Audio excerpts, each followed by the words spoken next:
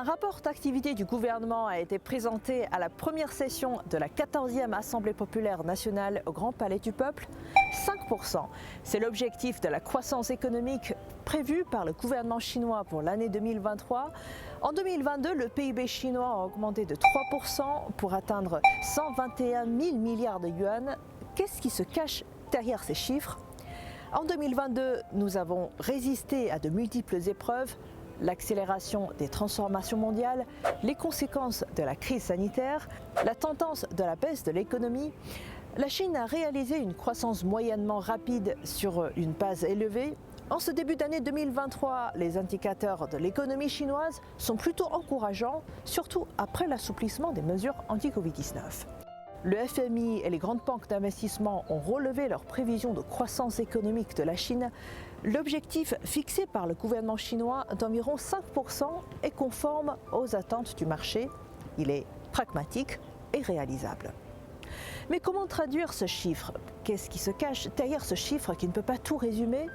Tout d'abord, le bol de riz de 1,4 milliard de personnes est assuré en Chine. Un adage chinois dit « la nourriture est en effet primordiale pour le peuple ». La sécurité alimentaire est aussi très importante à l'international. Des greniers pleins sont en effet la base du développement. Et quoi d'autre? 12 millions de nouveaux emplois créés dans l'agglomération urbaine l'an dernier. La stabilité de l'emploi est en effet un indicateur important du fonctionnement de l'économie et c'est aussi l'un des fondements du bien-être du peuple. Des portefeuilles bien garnis redonnent confiance dans la vie et relancent la consommation. Et en parlant de consommation, l'indice des prix à la consommation de Chine a augmenté de 2% l'an dernier. Face à l'inflation galopante dans le monde, la Chine a réussi à maintenir le prix à un niveau relativement bas. Et cela n'a pas été facile puisqu'il y a encore de nombreux d'autres constats que je ne peux pas tout partager dans une seule vidéo.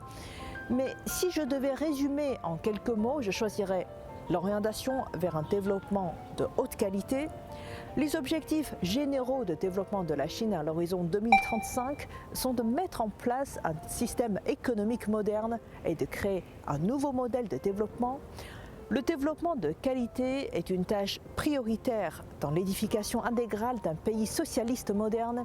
Une croissance quantitative, raisonnable et des progrès qualitatifs, voilà deux aspects très importants pour comprendre l'essentiel chinoise. En ce moment, des députés de l'APN délibèrent du rapport d'activité du gouvernement. Et chers téléspectateurs, comment envisagez-vous le développement futur de l'économie chinoise? Je vous laisse réfléchir et je vous dis à la prochaine.